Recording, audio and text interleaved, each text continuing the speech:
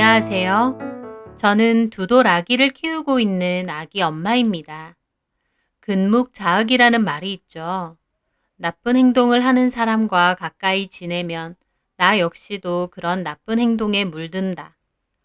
저라고 엄청 도덕적이고 양심적인 사람까진 아니지만 그래도 이런 요지경 세상을 살기 위해서는 나름의 선과 정도는 지키면서 살아야 한다고 생각합니다.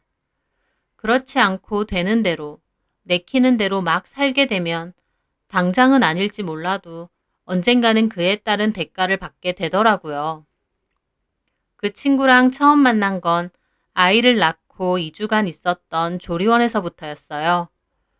모유수유실에서 수유를 하면서 제 옆자리에 앉아 있길래 자연스럽게 얘기를 나눈 게 첫 만남이었죠. 그 친구는 아기를 갓 낳았는데도 날씬하고 예뻤습니다. 대화를 나눠보니 공통점이 너무 많았어요. 나이가 같았고 아파트도 같은 아파트였습니다. 너무 반갑더라고요. 같은 지역의 산부인과다 보니 이 근처에 살겠다는 생각은 했지만 같은 아파트라고 하니 더 반갑더라고요. 비슷한 시기에 아기를 낳았으니 아기 개월수도 비슷하고 나이도 같으니 저희는 금방 가까워져서 조리원에 있는 내내 같이 밥도 먹고 사우나실에 땀도 빼러 갔습니다. 그리고 그 친구가 먼저 조리원 퇴소를 했는데 꼭 연락하자며 번호를 주고 받았습니다. 처음 해보는 육아가 너무 힘들고 어려웠는데 서로 같은 처지다 보니 연락도 자주 주고받고 정보도 주고받으며 종종 만나서 유모차로 동네 산책도 자주 했습니다. 조리원에서 참 좋은 인연을 만난 것 같아 좋더라고요. 그런데 이 친구와 대화를 하면서 저랑은 가치관적인 부분에서도 안 맞는 부분이 많다는 생각은 했어요. 육아 얘기나 시댁 얘기 같은 건 괜찮았는데 이 친구는 자기 과거 얘기도 곧잘 했거든요. 자기가 학교 다닐 때 예쁜 걸로 유명했다느니 예전엔 더 인기가 많았다느니 등등요. 저도 예쁘고 인기 많은 친구 있으면 너무 좋죠. 그 친구가 하는 얘기들은 평범한 저에겐 별나라 세상 이야기 같아서 더 재밌더라고요. 막 학교 다닐 때 다른 반 남자들도 자기 보러 찾아오고 옆 학교에서도 찾아오고 이런 얘기요. 근데 점차 대화를 하다 보니 하는 소리가 자기 학교 다닐 때 여자 선배 남자친구가 너무 멋있어서 뺏어봤다느니 그랬더니 금방 넘어오더라며 하는 소리도 하고 자기 친구가 좋아하는 남자가 있었는데 그 남자가 자기한테 먼저 고백을 해서 사귄 적도 있다느니 하는 소리도 하더라고요. 그런 얘기를 했을 때 저는 처음으로 그 친구가 조금 이상해 보였습니다. 통상적으로 별로 좋은 이미지를 줄 만한 이야기들은 아니잖아요. 선배 남자친구를 빼앗았다거나 친구가 좋아하는 줄 알면서 자기가 사귀었다던가 하는 얘기는요. 그래서 제가 그냥 웃으면서 왜 그랬어? 그 선배하고 친구는 상처받았겠다 정도로 가볍게 얘기했습니다. 그런데 그 친구는 내가 인기 많아서 그런 걸 어쩌냐고 내가 먼저 좋다고 한 건 아니었다라고 얘기를 하더라고요. 하지만 친구 사생활인데다 과거이다 보니 그냥 그렇냐고 하고 넘겼습니다. 그렇게 가깝게 지내면서 서로 남편들과 다 같이 만난 적도 있었어요. 서로의 집에도 놀러 가고요. 조리원에서 만난 후 2년 정도 친구와 잘 붙어 다녔습니다. 그러다가 아파트 근처 산책로에 새로 생긴 카페가 있다고 해서 유모차 산책을 하면서 그 카페에 가게 되었어요. 카페는 약간 퉁퉁한 남자 사장이 있더라고요. 저희는 커피를 시키고 나올 때까지 테이블에 앉아서 기다리고 있었어요. 그런데 그 남자 사장이 저희한테 말을 걸더라고요. 아기가 몇 개월이에요? 곧 2돌이에요. 그렇구나. 저희 애는 3돌 지났어요. 어머, 그래요? 말 잘해요? 네. 이제는 제법 잘하더라고요. 여기 근처 사세요? 네. 바로 여기 아파트요.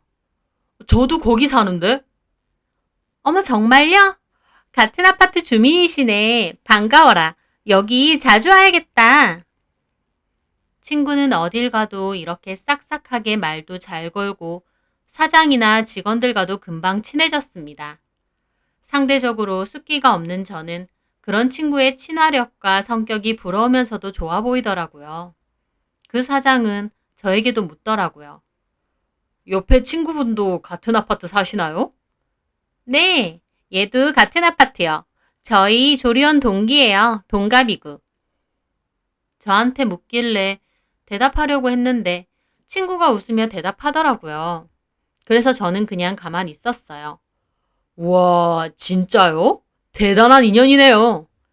그래서 친하잖아요. 저희 여기 자주 올게요. 어휴, 그럼 감사하죠. 주변에 홍보도 많이 해주세요. 같은 아파트 주민이신데. 그러면 서비스라도 주세요. 잠시만요.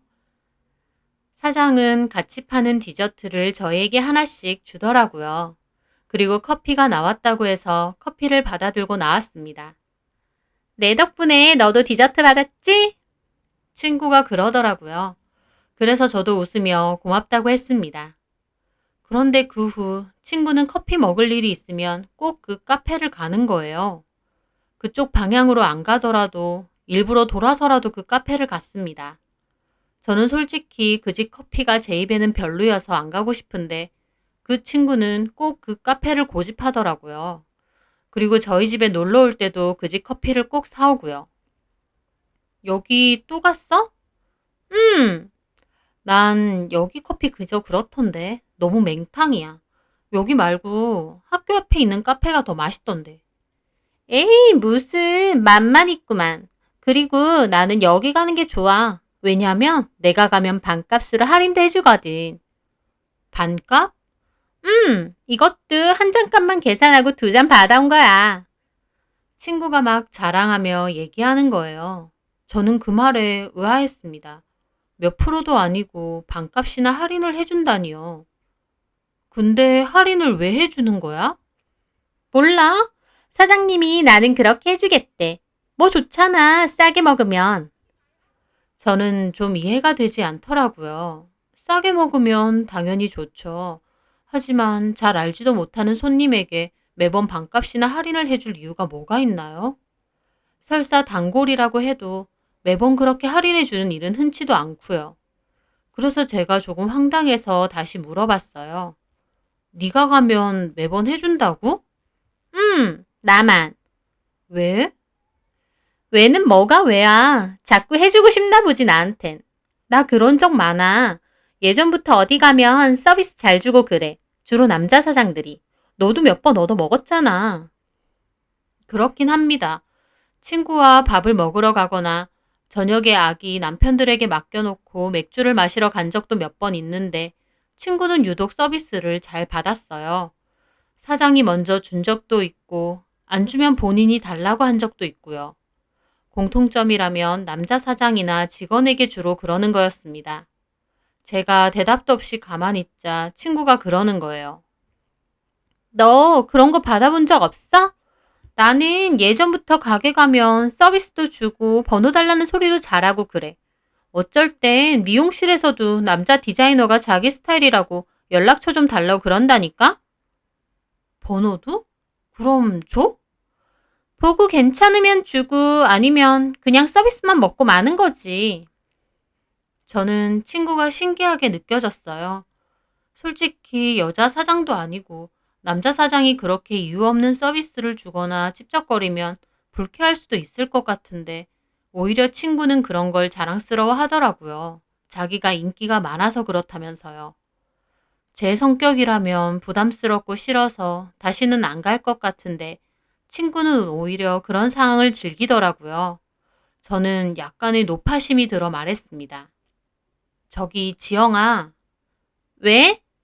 너 그 카페 사장이랑 뭐 개인적으로 연락하고 그런 건 아니지? 제 말에 친구가 묘한 표정을 짓는 거예요. 왜? 왜라니? 그 남자도 그때 말하는 거 보니 애기 있는 유부남인 것 같던데 그럼 연락하면 안 되잖아. 너도 유부녀고.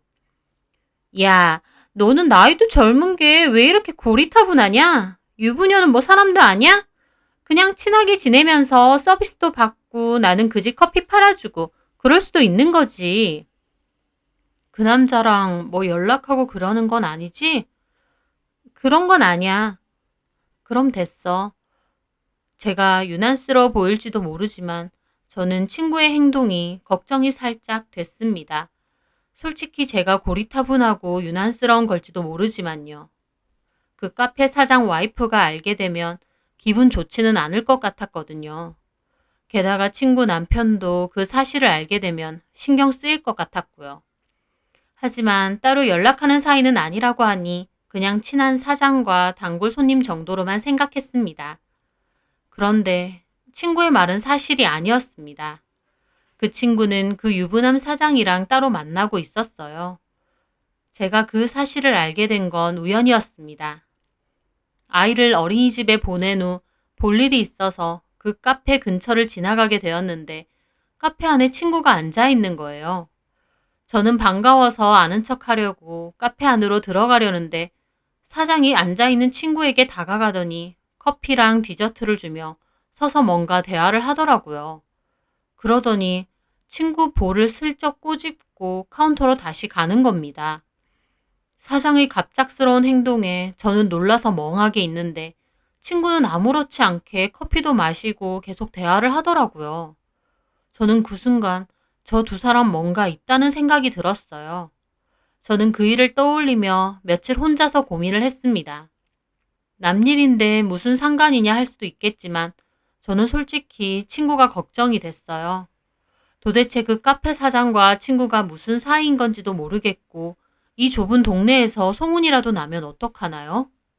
하지만 또 한편으론 내가 아무리 친구라고 해도 결국 남인데 내가 너무 오지랖을 떠는 건 아닌가 싶더라고요. 저는 혼자서 이런저런 고민을 하다가 그래도 친구라면 최소한 잘못된 건 잘못됐다고 말해주는 게 맞다는 생각이 들었습니다. 그래서 어린이집 하원을 시킬 때 친구와 만나서 잠깐 산책 좀 하자고 했어요. 아이들은 놀이터에서 놀고 저랑 친구는 잠깐 벤치에 앉아 있다가 제가 물었죠.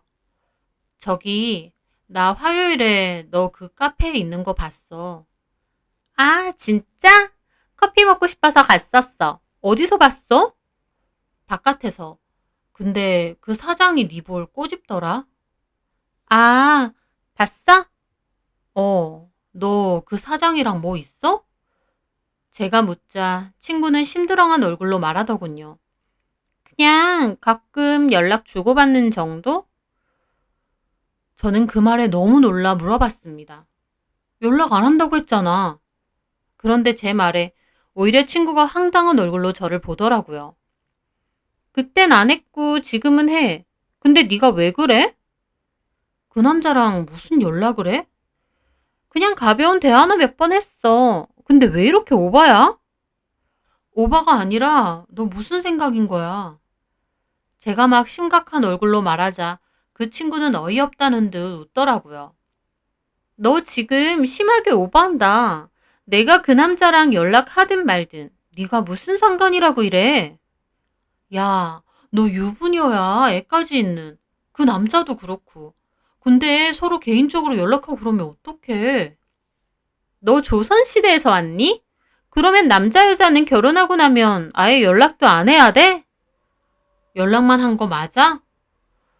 한 번 따로 만난 적도 있어. 그 사람 쉬는 날에. 다른 카페 견학차 간다고 해서 따라갔어. 밥도 먹고. 저는 친구의 대담한 행동에 너무 놀랐습니다. 이런 얘기를 아무렇지 않게 하는 것도요. 너 미쳤어? 거길 네가 왜 가? 그 집 와이프가 알면 어쩌려고. 제 말에 친구는 기분이 상했는지 미간을 확 찌푸리더라고요. 야, 너 오버 좀 그만해. 내 맘이지 네가 왜 그래. 내가 너한테 그 집 와이프 어쩌고 하는 소리까지 들어야 돼? 너한테 피해 준 거 없잖아. 네가 걱정돼서 이러는 거잖아.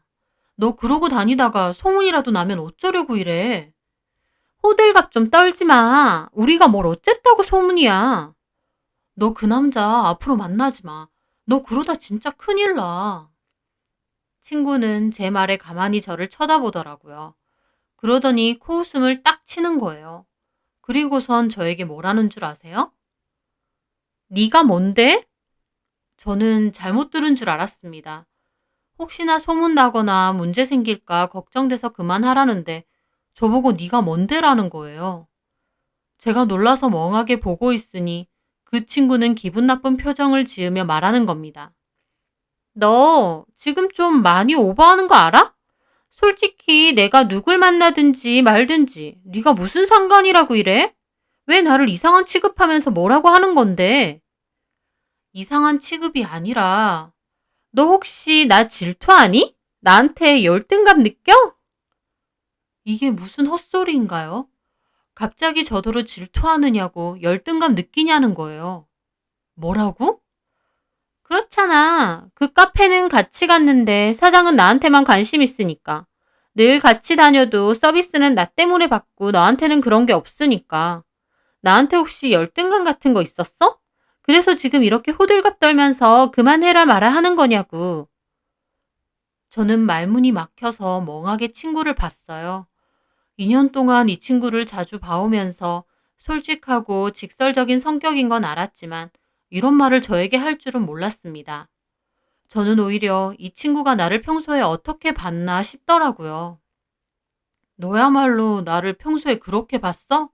너 질투나 하고 열등감 느끼는 애로? 지금 상황이 그렇잖아. 도대체 뭐에 질투를 느끼고 열등감을 느껴야 되니? 커피 몇천 원 할인받는 거? 별로 쓸모도 없는 서비스 받는 거? 야, 받을 땐 좋다고 해놓고 뒤에 와서 그렇게 말하는 건 좀 아니지 않니? 야, 그런 게 뭐라고. 필요하면 내 돈 주고 사면 그만인 것들이야. 솔직히 말이야 바른 말이지. 나는 솔직히 네가 남자 사장들한테 서비스 달라고 콧소리 내는 거 창피했어. 돈 주고 사 먹으면 그만인데 왜 자꾸 달라고 해? 야, 받을 땐 암소리 안 하고 잘만 먹고는 뒤에서 딴소리니? 네가 받아오는데 그걸 내가 뭐라고 해. 싫다고 하겠니? 도로 갖다 주라고 하겠니? 그냥 네 기분 상할까 봐 고맙다고 했지만 솔직히 이유 없는 호의가 어딨어. 너 그 남자들이 너한테 뭘 원해서 서비스를 주는 건지 진짜 몰라? 나한테 뭘 원하는데? 이런 식으로 연락처 주고받고 만나기도 하는 거. 결국 이런 거 원하니까 이유 없는 서비스도 주는 거 아니야. 너는 서비스 하나에 그런 생각까지 하니? 너 진짜 가관이다. 네가 평생 그런 거 못 받아봤다고 서비스 하나 갖고 2절, 3절까지 하지 마. 저랑 친구는 놀이터에서 서로 고성으로 싸웠습니다. 다른 사람들도 쳐다봤고 아기들도 와서 그만하라는 건지 엄마들을 잡아당겼지만 감정적으로 기분이 상한 저와 친구는 벤치에 앉아 서로 막 싸웠어요. 저는 친구가 걱정돼서 고민 끝에 한 말이었는데 고작 저를 서비스 못 받아서 열등감에 돌아버린 사람 취급하는 게 너무 기분 나쁘더라고요. 저는 가방과 아이를 챙겨 일어나며 말했습니다. 나는 너 이상한 소문나고 큰일 생길까봐 걱정돼서 한 말이었어. 걱정은 무슨, 막말로 너랑 나랑 뭐 얼마나 대단한 친구 사이라고 걱정하고 자시고 하니? 너랑 나랑 안 지 2년밖에 더 됐어? 걱정이니 뭐니 하지 마. 너 그거 솔직히 걱정 아니고 나에 대한 질투고 열등감이야. 인정할 건 인정해.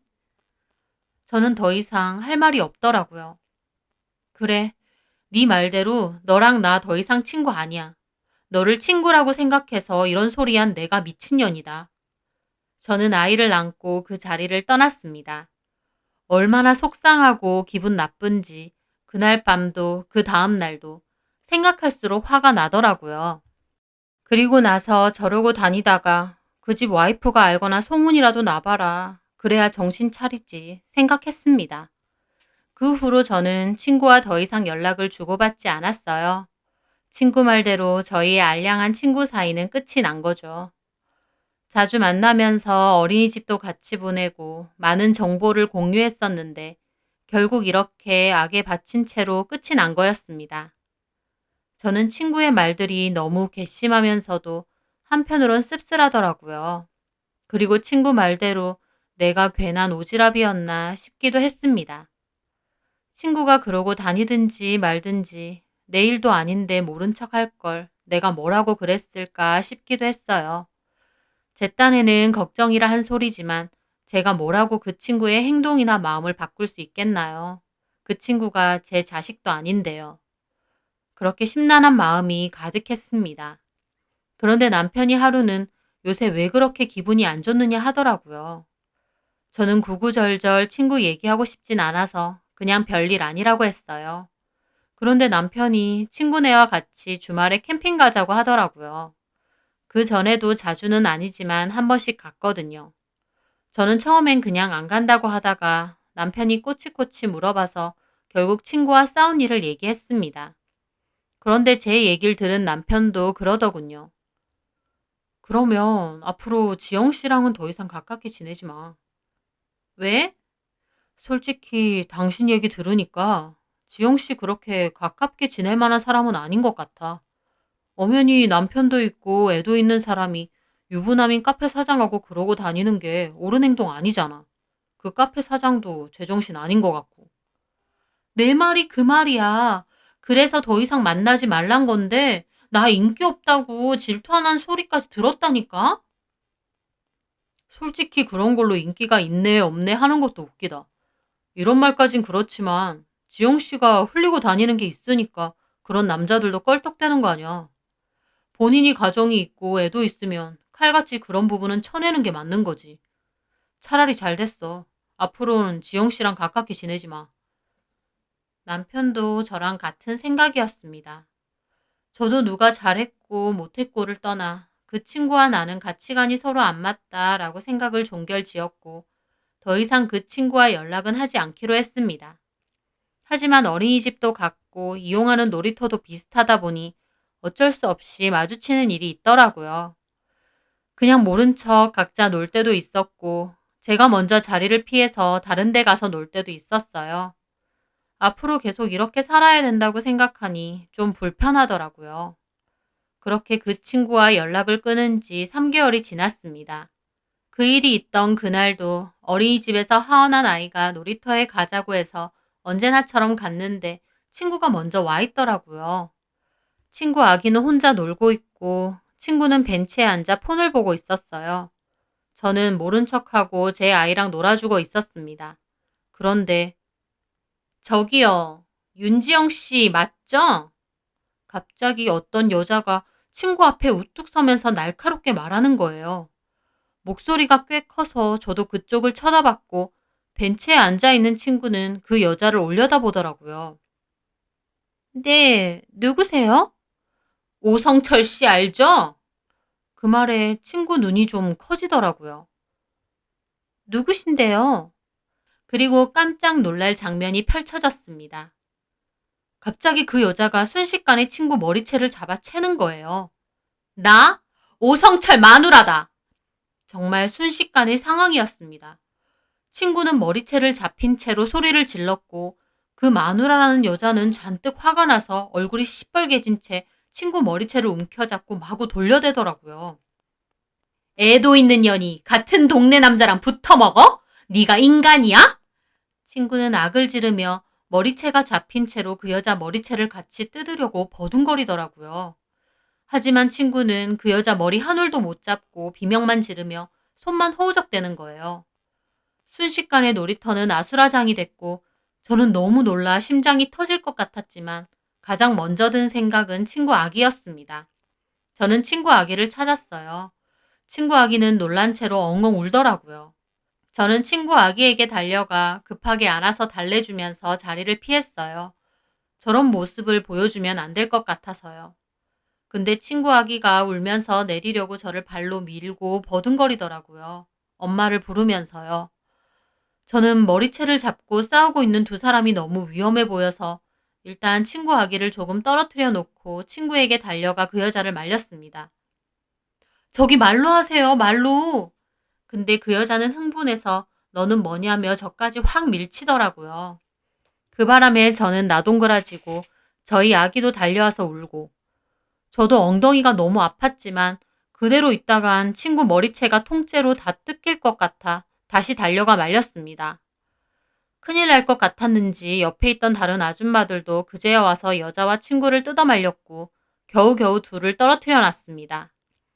친구는 머리가 한 움큼 뜯겨서 악을 써대며 저보고 저 여자 경찰에 신고하라고 난리쳤어요.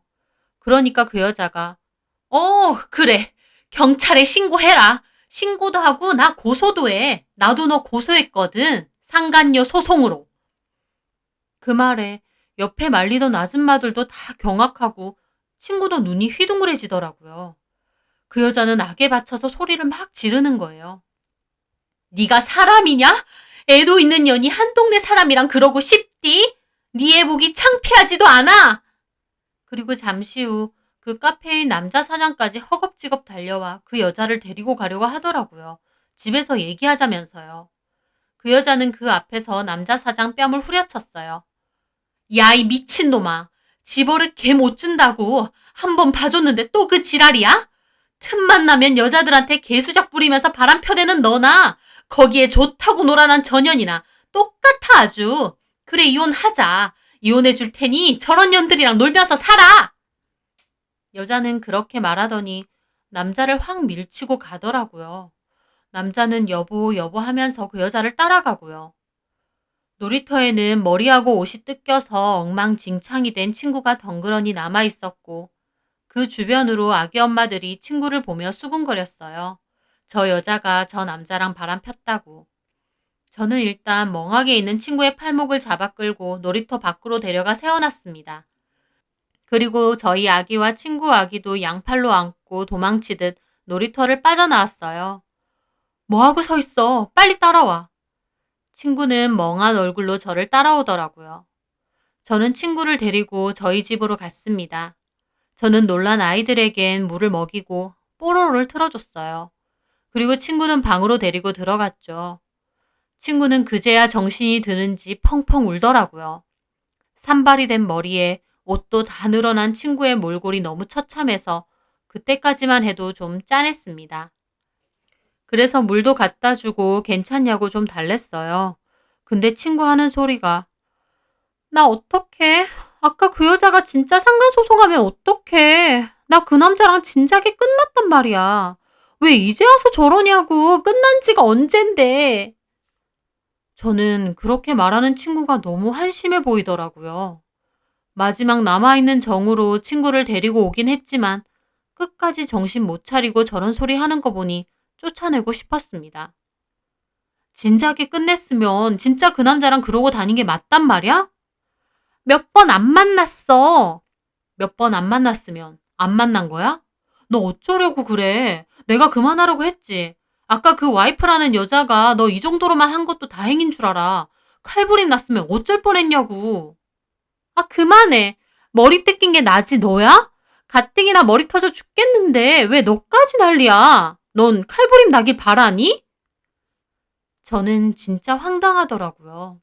같이 싸잡혀서 욕먹을 거 각오하고 그 난리통 사이에서 겨우 데리고 왔더니 저러는 거예요.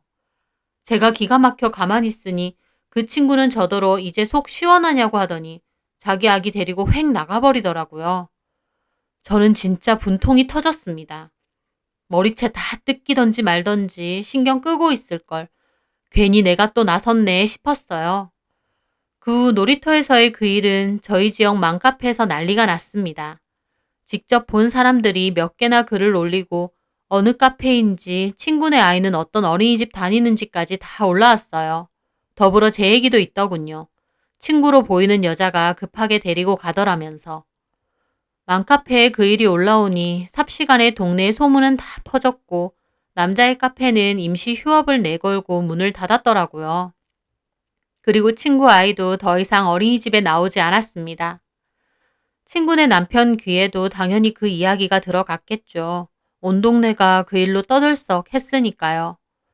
저는 친구네가 어떻게 된 건지 궁금은 했지만 따로 연락은 하지 않았습니다. 그리고 그 후 맘카페에 들어가니 어떤 사람이 친구가 자기 동 이웃인데 얼마 전에 이사 가는 것 같더라며 남편은 한동안 안 보이더라는 댓글을 달았더라고요. 그 댓글로 저는 친구가 이사를 간 것을 알았습니다. 마음이 씁쓸하더라고요.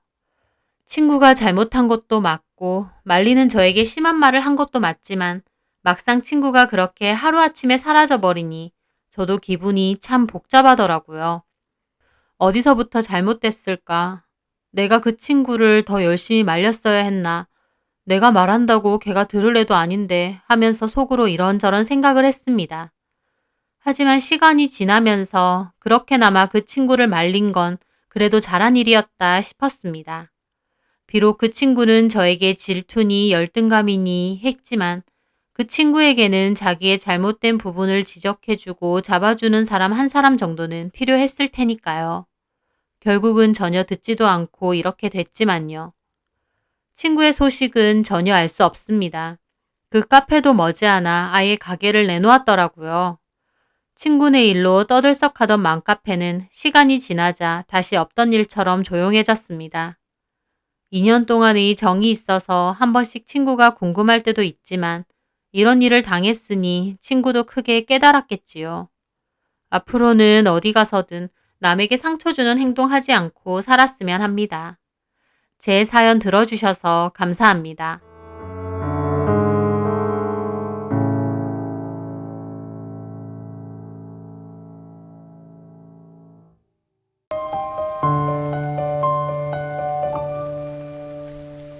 안녕하세요. 저는 건설회사에서 일하며 아들 하나를 양육하고 있는 40대 남자입니다. 저는 이혼 후 싱글남으로 산 지도 2년가량이 흘렀는데요. 주변에선 저보고 재혼 생각 없느냐, 애한테 새엄마 만들어줄 생각 없느냐고도 하는데 그럴 때마다 저는 단호하게 말합니다. 재혼 생각 눈꼽만치도 없고 여자라면 학을 뗐다고요. 그 말은 진심이고 제가 이런 생각을 가지게 된 이유는 이혼한 제 전처 때문입니다. 지금 생각해도 기가 막힐 따름인 전처와의 사연을 들려드리려 합니다. 아내는 결혼 전 제가 살던 집 근처의 편의점을 운영하는 점주였습니다. 저는 출근 때마다 그 편의점을 이용했었는데 제가 이용하는 아침 시간에는 주로 아내가 매장을 지키고 있었죠. 싹싹하고 친절한 사람이었기에 늘 기분 좋게 편의점을 이용할 수 있었습니다. 매일 편의점을 이용하면서 얼굴을 마주쳤고 그 여자분도 자주 오는 손님인 저를 알아봤죠. 제가 사는 담배의 종류를 기억하고 있었고 나중에는 간단한 대화 정도도 나눌 정도였죠. 그분은 저에게 좋은 하루 보내시라던가 감기 조심하셔라 그런 얘기도 잘 했었었죠. 그러던 어느 날 하루는 일이 늦게 끝나 늦은 퇴근을 하고 집에 돌아오는데요. 그 여자가 편의점 앞 테이블에 앉아 혼자 맥주를 마시고 있더라고요. 저는 그냥 지나가려다가 눈이 마주쳤기에 가볍게 목례를 했습니다. 그리고 가려는데 그분은 저를 보고 유달리 반가워하시더군요. 술에 조금 취한 것 같기도 했고요. 어머, 지금 퇴근하세요? 아, 예. 퇴근하셨나 봐요. 네, 야간 알바 와서 교대했어요. 바람도 선선하고 속 갑갑한 일도 있어서 혼자서 맥주 한잔 하고 있었어요. 아, 네, 그러셨구나. 그럼 이만. 그렇게 저는 가벼운 목례 후 가려고 했습니다. 그런데 그 여자가 불쑥 물어보더라고요. 저기, 어차피 집에 가시는 길이면 같이 한잔 하실래요? 이웃 주민들끼리? 라고 하더라고요. 그때 저도 마침 맥주가 땡기기도 했고 또 그 여자분의 제안이 싫지는 않았습니다. 그래서 잠깐 고민하다가 알겠다고 하고 앉았죠. 그 여자는 자기가 먹자고 했으니 술은 자기가 쏘겠다며 잠깐 기다리라고 했습니다.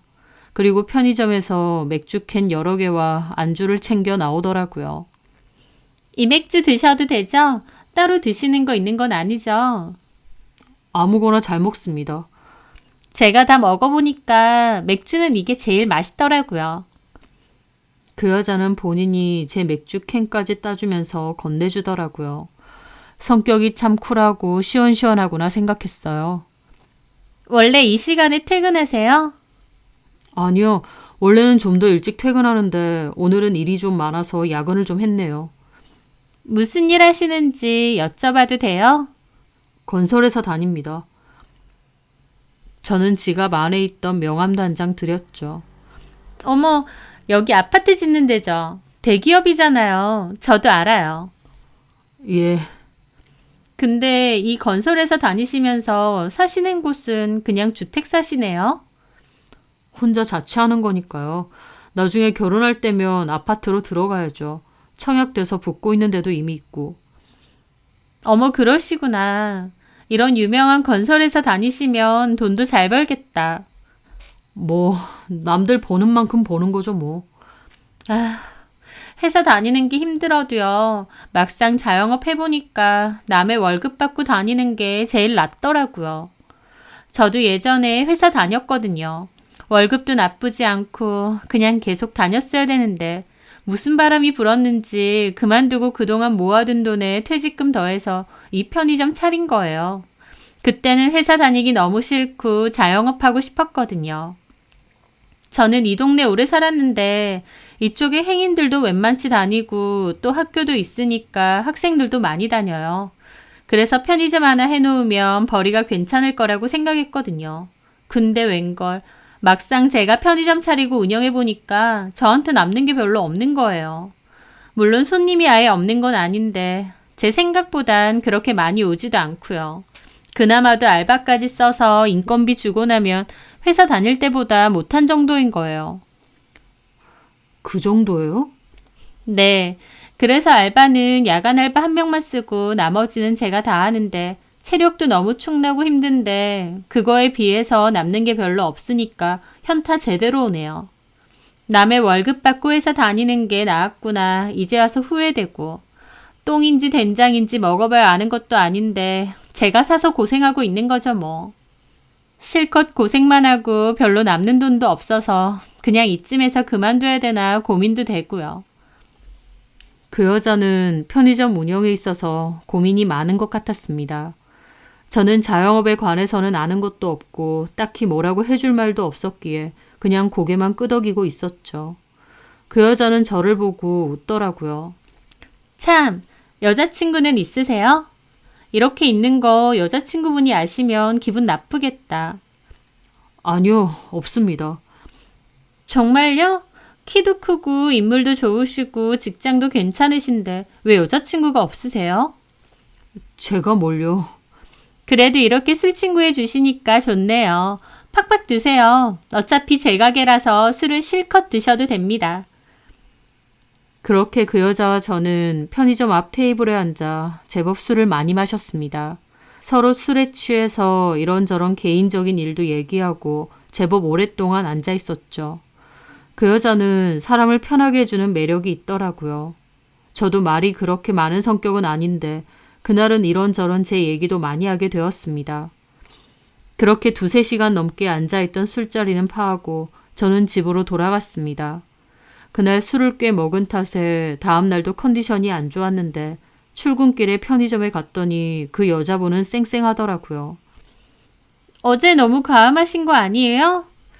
좀 그랬나 봐요. 멀쩡하시네요. 저는 술 잘 먹어요. 좋아하고. 그 여자분은 저한테 숙취 해소 음료도 주는 겁니다. 제가 먹자고 했으니까 애프터 서비스도 책임져야죠. 이거 드세요. 괜찮은데 잘 먹겠습니다. 그렇게 저는 겸연적인 미소와 함께 편의점을 나가려는데 그 여자분이 저를 붙잡더라고요.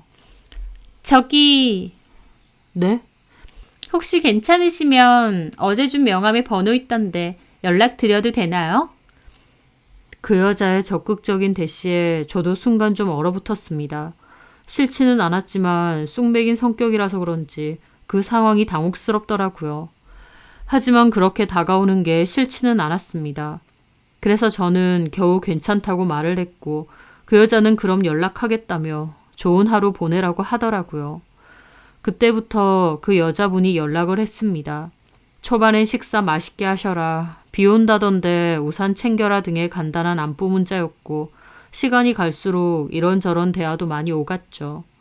그리고 아침에 마주칠 때마다 가서 먹으라며 주스나 두유 같은 걸 따로 챙겨줄 때도 있었어요. 저도 그런 게 고마워서 퇴근길에 케이크나 디저트를 사다 준 적이 여러 번이고요. 그렇게 서로 호감을 가진 채로 썸을 타다가 자연스럽게 따로 만나기도 하고 쉬는 날에도 약속을 잡아 데이트도 하게 되었습니다. 그러면서 자연스럽게 교제를 하게 되었죠. 여자친구는 저보다 2살이 어렸고 적극적이고 밝고 활발한 성격이었어요. 저는 조용하고 말이 그렇게 많지 않은 편인데 여자친구가 워낙 활발하다 보니 오히려 저랑 다른 모습에 더 끌리고 좋더라고요. 만난 지 1년 됐을 무렵 여자친구는 결국 편의점을 다른 사람한테 넘긴다고 했습니다. 더 이상 운영하는 건 오히려 적자라고요. 그리고 다시 취업을 준비하겠다고 했죠. 오랜 고민 끝에 내린 결정이었고 저도 잘 생각했다고 했습니다. 24시간 운영되는 편의점을 운영하면서 야간 알바 빼고는 여자친구가 운영을 다 했기에 건강도 많이 안 좋아졌고 또 아르바이트생이 자주 바뀌거나 무단으로 안 나오는 문제 때문에 정신적인 스트레스도 많이 받아왔거든요. 그렇게 결국 편의점 운영을 포기했는데 손해가 더 크지만 그래도 속은 시원하다고 하더라고요. 그리고 입사하고 싶은 직장이 있다고 준비하겠다고 했습니다. 저도 여자친구의 새 출발을 응원했죠. 그런데 그러던 와중에 여자친구가 아이를 가지게 되었습니다. 저나 여자친구나 미처 계획치 못한 아이였기에 당혹스럽기도 했어요. 하지만 저는 이렇게 된 거 그냥 아이도 낳고 결혼도 하고 싶더라고요. 여자친구는 처음엔 너무 갑작스러운 데다 계획된 일이 아니니 수술하고 싶다는 생각이 더 컸습니다. 하지만 제가 잘 설득했죠. 우리 어차피 2, 3년 뒤에 결혼할 생각 아니었느냐. 그 결혼을 미리 좀 당겨서 한다고 생각하면 되지 않느냐고요. 여자친구는 자기가 이제 편의점 운영도 안 하고 딱히 직업도 없는데 저희 부모님이 뭐라고 생각하실지 걱정된다면서 자신감 떨어진 모습을 보였습니다. 저는 저희 부모님 때문에 그런 거면 걱정 말아라. 상관없다. 우리 부모님은 내 뜻을 존중해 주시는 분이다. 그리고 굳이 맞벌이도 안 해도 된다. 내가 버는 연봉이 나쁘지 않고 내 주변 회사 동료들도 외벌이하는 동료들이 많다라고요. 그렇게 여자친구도 제 프로포즈를 승낙했고 저희는 서둘러 양가 부모님 인사를 드렸습니다. 저희 부모님은 여자친구의 예상대로 저희 결혼을 썩 환영하신 건 아니었습니다. 여자친구 직업이 제대로 없는 상태였고 또 혼전 임신이라는 것도 마음에 안 드시는 눈치였죠. 하지만 아이를 가졌다는데 또 아들이 그만큼 좋다는데 어떻게 하겠나요? 결국 허락하셨고 저희는 승낙을 받자마자 빠르게 결혼 준비를 이어갔습니다.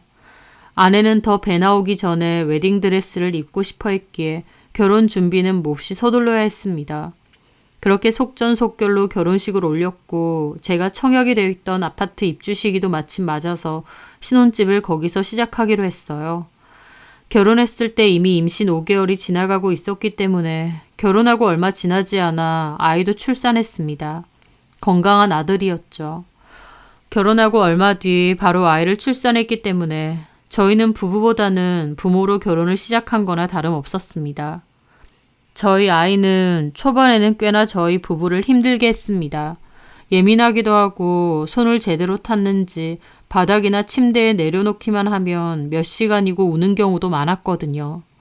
덕분에 아내와 제가 번갈아서 아이를 안고 있어야 했고 그 때문에 잠도 못 자고 고생도 많이 했습니다. 아내는 하도 아이를 안고 있다가 팔뚝과 어깨에 염증이 생겨서 치료를 받으러 다니기도 했을 정도였죠. 그런 것들이 그때 당시엔 참 고생스럽기도 하고 아이를 키운다는 게 보통 일이 아니구나 싶기도 했는데요. 그런 시기들이 조금만 지나고 보니 참 행복한 때였구나 싶더라고요. 사랑하는 아내와 나를 쏙 빼닮은 귀여운 아이. 아이의 울음과 웃음이 뒤섞여 있는 행복이 꽉 찬 것 같은 우리 집. 혼자서 오랫동안 살았던 저는 집과 가정이 주는 따뜻함과 시끌벅적함이 참 좋더라고요.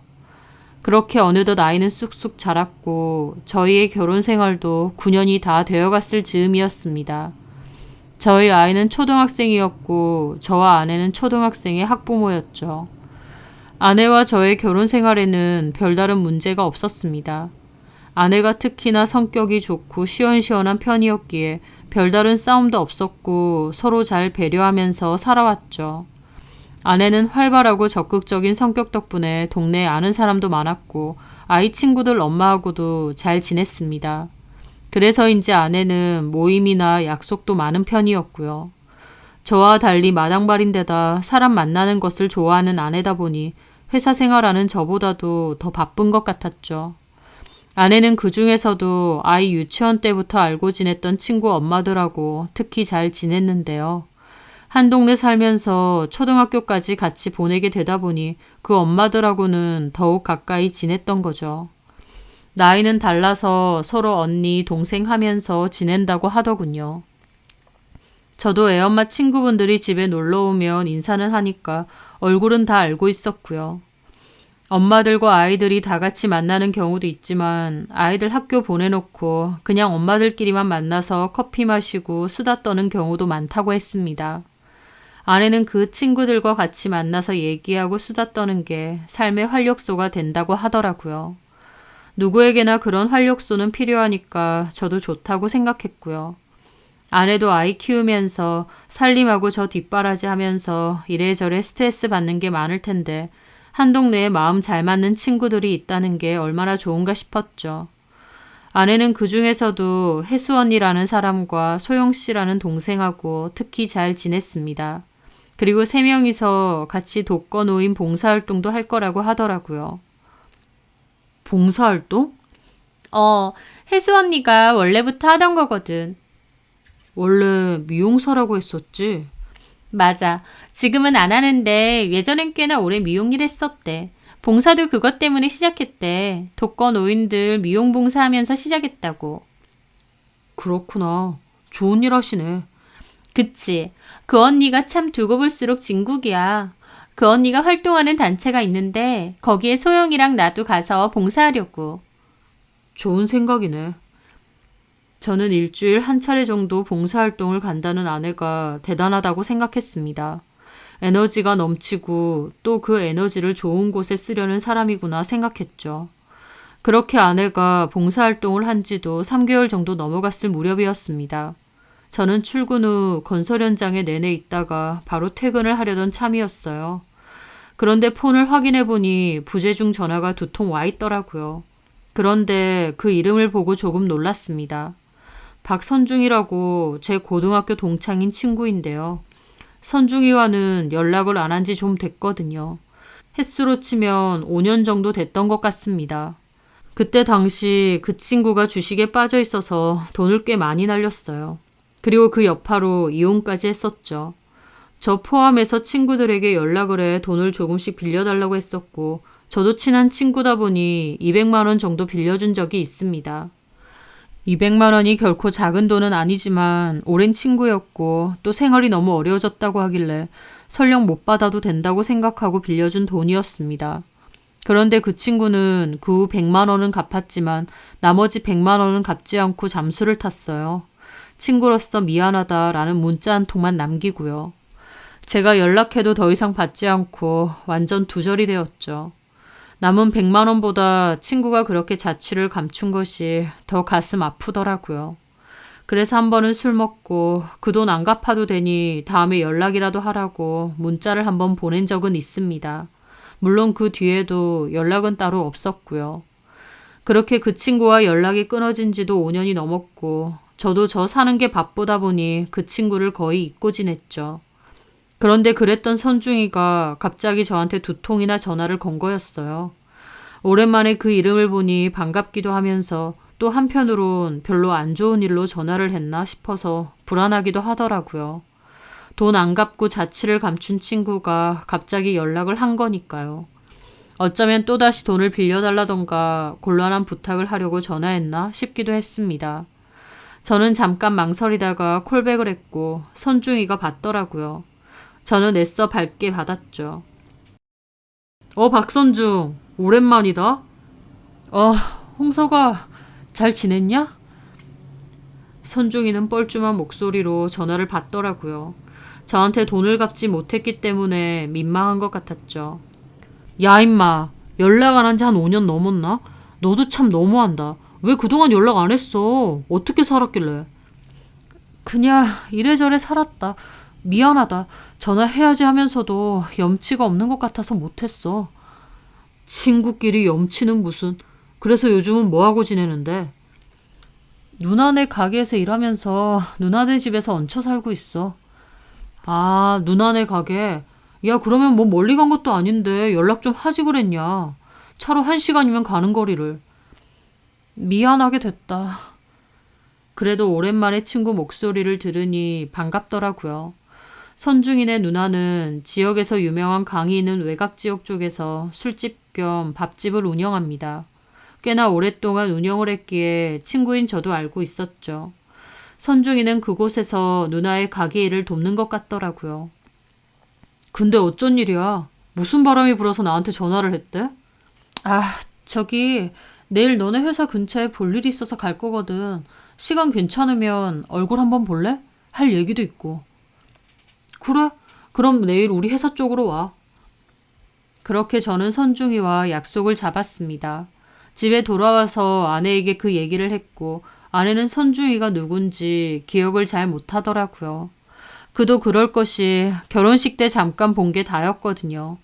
돈 빌려줄 때도 아내한테는 말 안 하고 빌려줬었기도 하고요.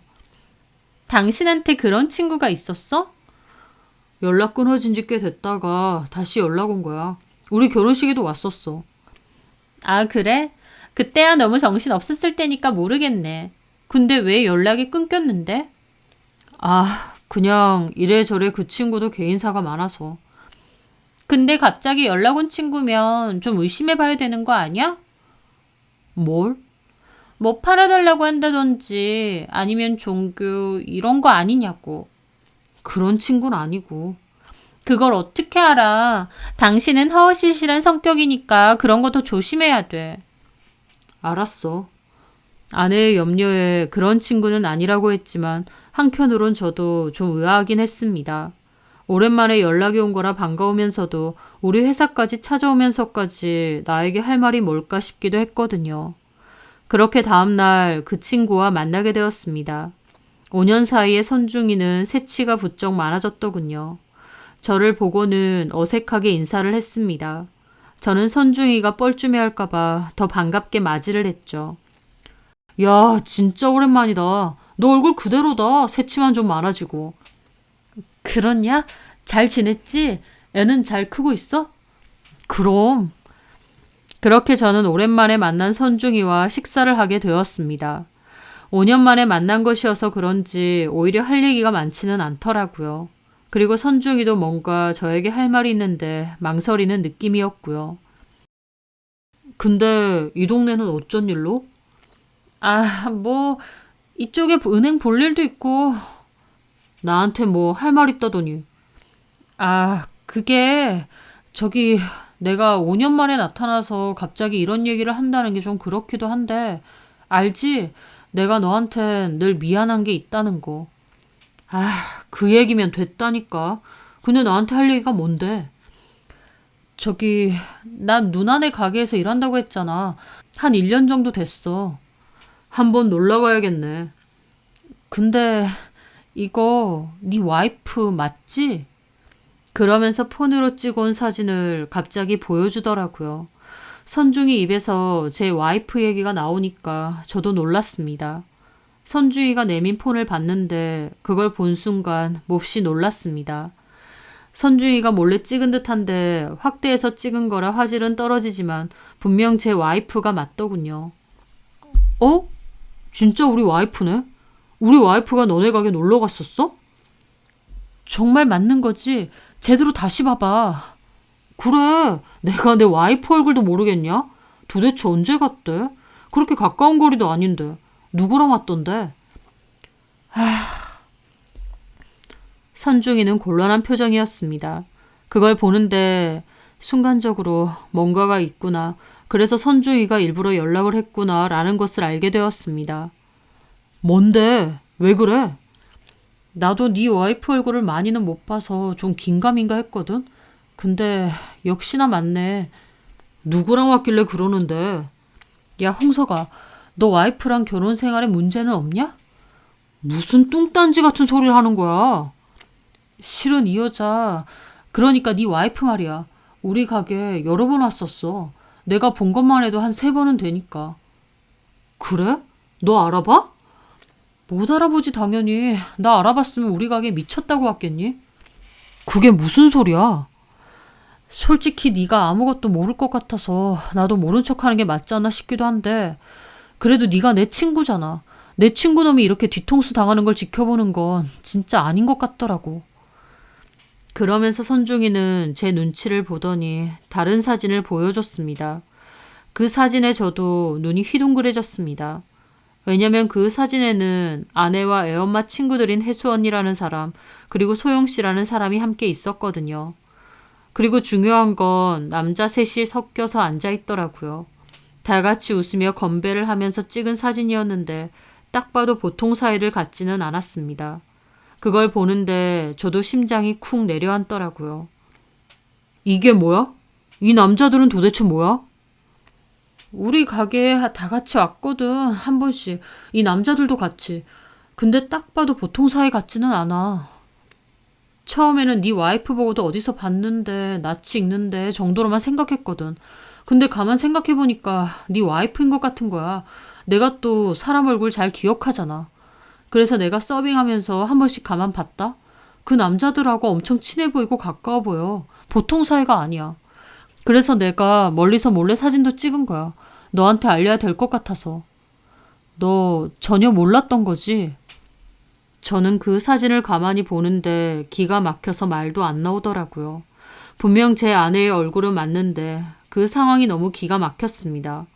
그리고 아내의 옆에는 아내와 친한 혜수 언니와 소영 씨라는 사람도 분명히 있었고요. 제가 사진 언제 찍었는 줄 아느냐고 날짜를 물어보니 친구가 사진 정보를 눌러 확인해 주더군요. 그 날짜를 찾아보니 아내가 봉사활동을 간다고 했던 날이었습니다. 저는 경악했죠. 봉사활동 간다고 해놓고 뒤에서는 남자들과 이러고 술집에서 놀고 있었으니까요. 뒤통수도 어떻게 이런 뒤통수가 다 있나요? 저는 너무 큰 충격으로 어리나가 있었습니다. 가정에 충실하고 아이에게도 그토록 잘하고 아이 교육이며 학교 생활에도 누구보다 적극적으로 활동하는 만점짜리 엄마였던 제 아내가 사실은 봉사활동을 핑계로 남자들과 술자리를 가지고 이렇게 떨어진 지역까지 가서 놀고 있었으니까요. 사진을 보고도 믿기지가 않을 정도였죠. 이게 말이 되나? 어떻게 이럴 수가? 아이, 몰랐나 보네. 옆에 있는 여자들도 아는 여자들이야? 우리 애 친구 엄마들. 아휴, 애 엄마들이란 사람이 진짜 무섭네. 너 어쩔 생각이야? 모르겠다. 너무 갑작스러워서. 잘 생각해봐. 내가 갑자기 나타나서 폭탄 안기고 가는 게 아닌가 싶기도 하네. 그렇게 저는 선중이에게서 사진을 전송받았고 헤어졌습니다. 그리고 차 안에서 하염없이 그 사진들을 봤습니다. 아내의 완벽한 이중생활이었어요. 저는 아내가 이럴 거라고는 상상도 못했으니까요. 저는 이걸 어떻게 해야 하나 눈앞이 컴컴해서 몇 시간이고 차 안에 앉아 있었습니다. 제 귀가가 늦어지자 아내에게서 전화가 왔고 저는 친구 만나고 늦게 들어갈 테니 먼저 자라고 했습니다. 그렇게 늦은 밤에 겨우 집에 돌아온 저는 갑갑한 기분으로 자는 아이의 얼굴을 보고 나왔습니다. 생각지도 못한 일이었기에 뭘 어떻게 해야 될지도 모르겠더라고요. 안방에 들어가 아내의 얼굴을 볼 용기도 안 나서 그냥 거실에서 잠이 들었습니다. 다음날 일어났더니 아내가 저더러 많이 늦게 들어왔느냐, 왜 거실에서 잤느냐고 묻더군요. 그 얼굴을 보는데 너무 뻔뻔하다 싶으면서도 정말 내 아내가 나를 속였을까 싶었습니다. 그만큼 아내의 얼굴은 순진무구해 보였거든요. 제 눈으로 사진을 분명 봤음에도 믿기지가 않았다고나 할까요? 저는 착잡한 심정으로 물어봤죠. 이번 주에는 봉사활동이 언제야? 목요일이지 뭐. 그래? 또 늦게 들어오겠네? 봉사활동 끝나고 봉사자들끼리 같이 식사하거나 가볍게 술 한잔하고 들어오니까 뒤풀이처럼. 저는 눈 하나 깜짝 않고 뻔뻔하게 거짓말을 하는 아내를 보며 물었습니다. 봉사활동 하니까 어때? 좋아? 좋고 말고 할 게 어딨어. 그냥 봉사정신으로 하는 거지. 그럼 다음엔 나도 같이 갈까? 어? 좋은 일 하는 건데 나도 같이 가고 싶은데. 아, 됐어. 여자들끼리 하는 건데 남편이 낀다고 하면 불편해지지. 뭐 봉사활동 하는데 여자 남자가 어딨어. 가서 내가 도울 거 있으면 좀 도우면 되지. 됐다니까. 다른 남편들 아무도 안 오는데 괜히 내가 데리고 오면 눈총 받지. 참 이상한 곳이네. 보통은 봉사단체에서 새로운 사람 온다 그러면 환영하지 않나? 일손 부족하니까. 제 물음에 아내는 그냥 웃더라고요. 참나, 왜 그래? 뭐 다음에 기회 되면 오든가. 하고 자리를 피했습니다. 저는 아내의 비밀이 뭔지 좀 더 자세히 알아봐야겠다는 생각이 들었죠. 그맘때 저는 선중이에게 얘기해서 아내가 왔던 날의 가게 CCTV 영상을 받아보게 되었습니다. 보관 기간이 길지 않아서 영상은 비교적 최근에 왔던 하나만 남아있다고 하더라고요.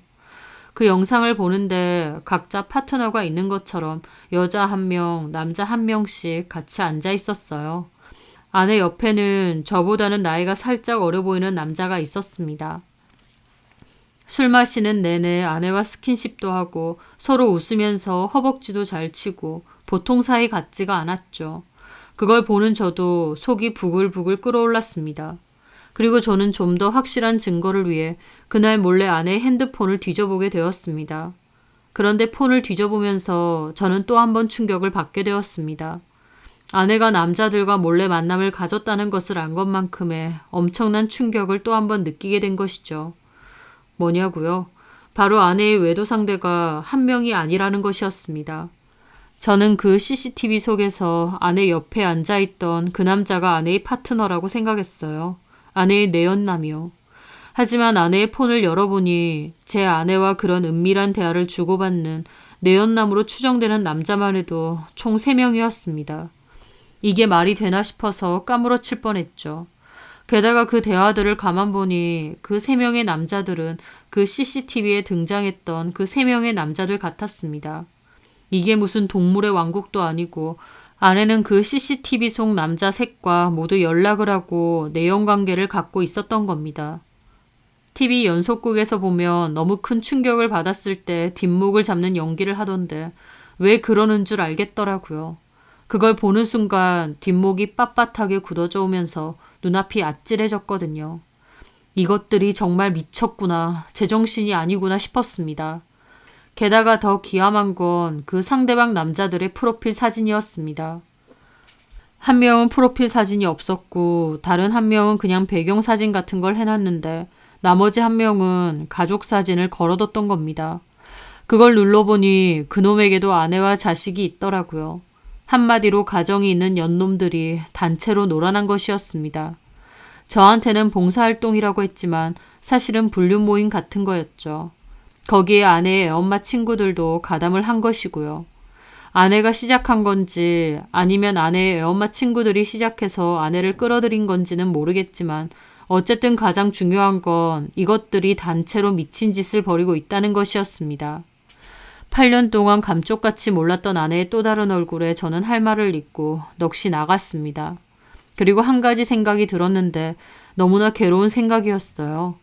바로 저희 아이는 내 친자가 맞을까라는 생각이었습니다. 아내가 이렇게 뻔뻔하게 저를 속이고 있었는데 제가 언제부터 속임을 당한 건지 아내의 모든 것이 다 의심스럽더군요. 더더군다나 저희 아이는 혼전 임신으로 생긴 아이다 보니 그 의심도 더 커졌습니다. 물론 내 자식이라고 생각하지만 아내를 더 이상 믿을 수 없게 되니 그것도 확실하게 할 필요가 있더군요. 저는 속이 무너지는 심정으로 아이와 저의 머리카락으로 친자 검사를 의뢰했습니다. 그 결과를 받아들기까지 얼마나 초조하고 수많은 생각이 들었는지 모릅니다. 천만다행으로 아이는 제 아이가 맞았어요. 화장실에서 몰래 친자 검사 결과지를 확인하는데 그 결과를 보자마자 종교도 없건만 오 주여 감사합니다 라는 말이 절로 나오더라고요. 어쨌든 아이는 제 아이가 맞았지만 어쨌든 저 몰래 기상천외한 이중생활을 한 아내와 더 이상 결혼 생활을 유지할 수 없었습니다. 모든 것을 다 터뜨리고 끝을 내야 했죠. 그렇게 아내의 봉사활동 날이 다가왔습니다. 저는 그날 일부러 연차를 썼습니다. 아내를 미행하기 위해서요. 출근한 척 하면서 몰래 빌린 렌트카에 올라타 주차장에서 계속 기다렸습니다. 아이를 학교에 등교시킨 아내는 집에 있다가 몇 시간 뒤 다시 나와서 정문 앞에 서 있었습니다. 그리고 혜수 언니라는 사람이 아내를 픽업하러 왔었죠. 저는 그 차를 조심스럽게 따라갔습니다. 그 차는 소영씨까지 태우고 다시 출발하더군요. 그 차는 인근의 밥집으로 향했고 3명은 깔깔대며 식사를 했습니다. 그리고 식사 후에 다시 나오더니 조금 떨어진 곳에 카페로 향하더라고요. 아이들은 학교 마치고 곧장 학원차 타고 학원들을 다니기 때문에 여유가 있는 듯 했습니다. 또 봉사활동 하는 날은 저녁에 제가 아이를 돌보기도 했고요. 그날은 제가 미행을 해야 했기에 저희 어머니에게 아이를 부탁드려 놨었죠. 어쨌든 그 3명은 몇 시간 동안이나 카페에서 시간을 보냈어요. 저는 가장 구석진 자리에 앉아서 책을 보는 척하며 그것들을 감시했죠. 자기들끼리 수다 떨고 노는 것 같기도 했지만 누군가를 기다리는 것처럼 보이기도 했습니다. 그리고 그 후 기다리던 그 남자들이 왔더라고요. 익숙한 듯 그 자리에 가서 앉았고 자기들끼리 웃고 떠들고 놀았습니다. 저는 그 모습을 지켜보며 조용히 사진을 찍었죠. 그리고 그것들은 얼마 안 있어서 일어나더니 각자 팔짱을 끼고 사라졌어요. 저는 약간의 시간차를 두고 아내를 쫓아갔습니다. 아내는 그 남자의 차를 얻어 탔고 어디론가 갔습니다. 저는 입이 바짝바짝 마르는 심정으로 그 뒤를 쫓아갔어요. 혹시나 했는데 그것들이 향하는 곳은 역시나 인근의 모텔이었습니다. 모텔 안으로 차가 들어갔고 저는 터질 것 같은 심정으로 따라 들어갔어요. 주차를 한 그것들이 차에서 내렸고 저 역시도 바로 차에서 뛰어내렸습니다. 야, 송면! 제가 소리치자 아내가 쳐다보더니 입이 떡하고 벌어지는 거예요. 당연히 제가 나타날 거라곤 상상도 못했을 테죠. 여보! 저는 그 길로 아내에게 달려갔습니다. 그리고 아내의 뺨을 내리쳤어요. 아내도 저한테 뺨을 맞고 바닥으로 나자빠졌죠. 그 순간 옆에 있던 그 남자놈은 도망가려 하더군요. 저는 그 남자놈의 멱살을 붙잡았습니다. 야, 이 버러지만도 못한 놈아! 저는 그놈을 치려는데 아내가 저를 말렸고 그 순간 그놈이 저를 확 밀치더니 차에 올라타더라고요. 저는 문을 두드리며 내리라고 했는데 아내가 도망가라고 하며 저를 붙잡았고 그놈도 쏜살같이 차를 몰아 내빼버렸습니다. 저는 저를 붙잡는 아내를 확 떠밀었어요. 너 미쳤어? 여보, 잘못했어. 내가 정말 잘못했어. 실수야. 내가 어떻게 됐나 봐. 하면서 바닥에 무릎 꿇고 비는데 눈앞이 컴컴해지고 배신감에 눈물까지 나려 하더군요. 저는 터덜터덜 차에 올라탔고 아내도 뭘 잘했다고 울면서 제 옆자리에 앉더라고요. 저는 아무 말도 하지 않고 집으로 운전해서 오는데 그냥 차를 가드레일로 쳐박아 버릴까 싶은 심정마저 들었습니다. 비참하고 처참한 기분이었죠. 그렇게 집에 왔고 아내도 조용히 따라왔어요. 근데 수연이는? 그 와중에 저희 아들을 찾는 겁니다. 저는 열받아서 식탁 위에 있던 컵을 바닥으로 집어 던졌습니다. 와장창 소리와 함께 박살이 났고 아내도 소리를 지르며 눈치를 보더라고요. 수연이는? 그 와중에 아들 생각은 나? 외간 남자랑 모텔 드나들면서 수연이는 이라고? 네가 제정신이야? 여보, 미안해. 내가 어떻게 됐나 봐. 이게 다 혜수 언니 때문이야. 그 언니가 나를 꼬셔가지고. 개소리 하지 마라. 너 내 연남이 한둘이 아니던데? 어? 아까 그 놈은 몇 번째야. 가만 보니까 너 강변에 술집 갔을 때 옆에 있던 놈이 아니던데. 술집? 그걸 당신이 어떻게 알아? 내가 모를 줄 알았어? 너나 그 애엄마들이란 여자들도 그런 거 미친 거야? 단체로 어떻게 된 거 아니야? 진짜 무섭다 무서워. 그 집 남편들은 아냐? 아내는 제가 전부 다 안다고 생각하자 굉장히 당황하더라고요. 저는 1시간 넘게 아무 말도 없이 황망하게 있었습니다. 너무 참담해서 무슨 말을 해야 할지도 모르겠더라고요. 그렇게 한참의 침묵 끝에 저는 입을 열었습니다. 이혼하자.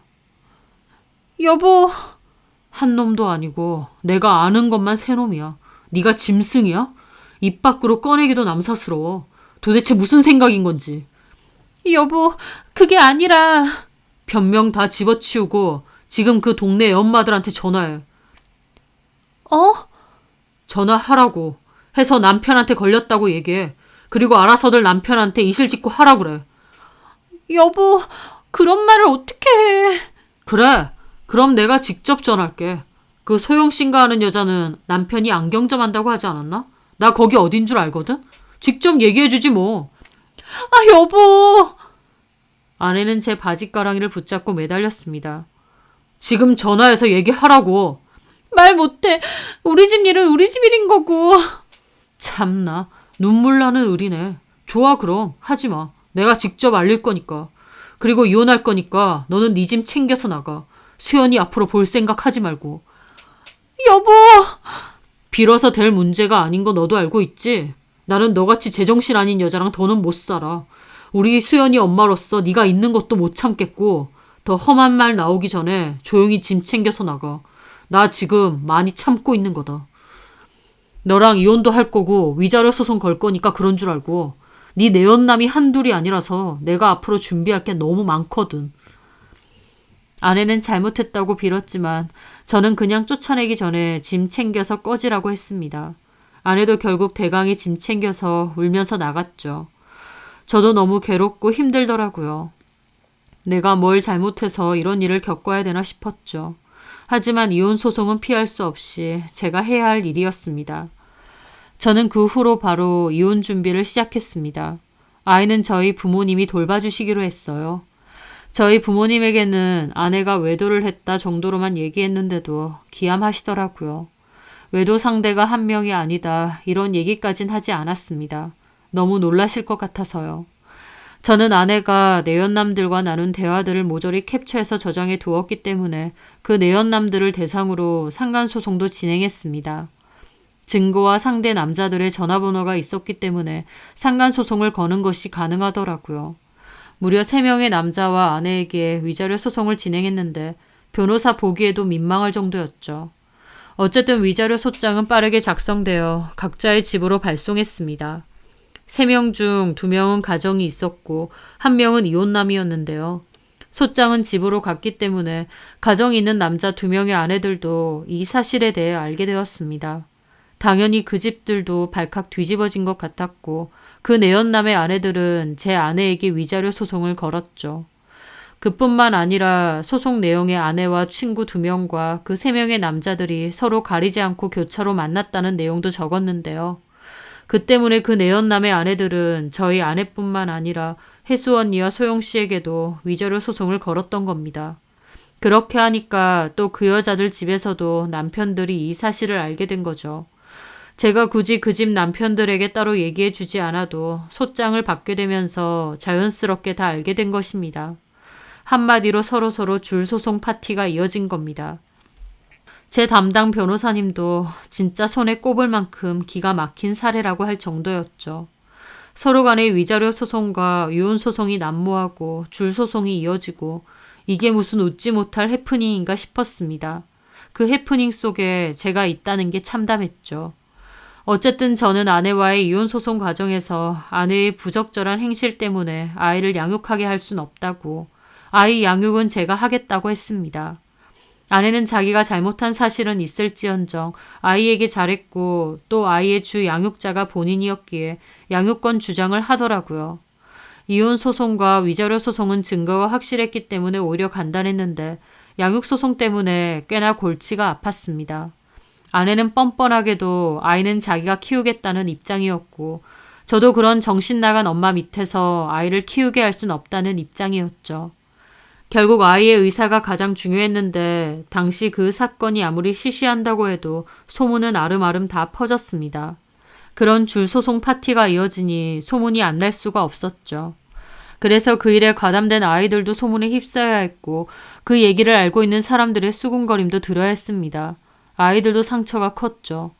그래서 저는 아이를 저희 본가 동네 쪽으로 전학시키기로 했습니다. 저희 아이도 엄마가 무슨 짓을 저질렀는지 정확히는 몰라도 어쨌든 엄마 때문에 수군거림과 놀림을 받아야 했고 그로 인한 상처와 실망이 컸습니다. 아이도 저랑 지내고 싶다는 의견이 있었고 저 역시도 행실이 올바르지 못한 엄마에게서 아이를 키우게 할 수 없다는 주장을 계속했습니다. 그래서 오랜 다툼 끝에 결국 양육권도 제가 가져올 수 있었죠. 아내는 저에게 매달 양육비를 지급해야 했고 내연남 아내들에게 당한 줄소송의 여파로 내야 될 위자료도 엄청났습니다.